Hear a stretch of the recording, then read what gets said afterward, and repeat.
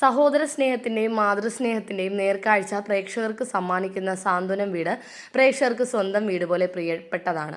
ഈയടുത്താണ് സാന്ത്വനത്തിൻ്റെ സംവിധായകൻ ആദിത്യൻ അന്തരിച്ചത്.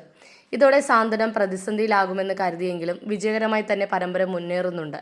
ബാലൻ എന്നാണ് കുടുംബത്തിലെ ജ്യേഷ്ഠ സഹോദരൻ്റെ പേര്.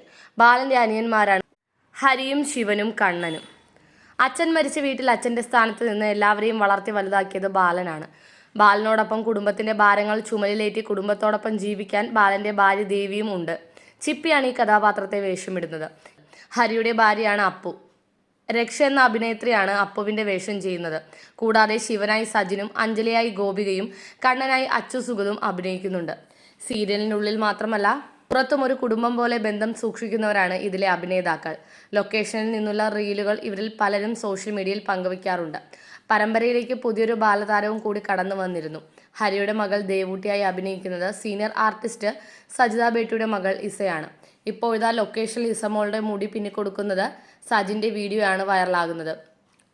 ഇത്രയും നല്ല രീതിയിൽ കുഞ്ഞുമക്കളുടെയൊക്കെ മുടി പിന്നാൻ അറിയാമോ സജിൻ എന്നാണ് പ്രേക്ഷകർ ചോദിക്കുന്നത്. സാന്ത്വനം വീട്ടിലെ ചെറിയ കുട്ടി എന്ന നിലയിൽ എല്ലാവരുടെയും പൊന്നോമനയാണ് ഇസ.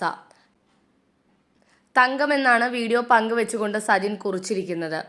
ദേവൂട്ടിയെ ഇരുകൈയും നീട്ടിയാണ് പ്രേക്ഷകർ സ്വീകരിച്ചത്.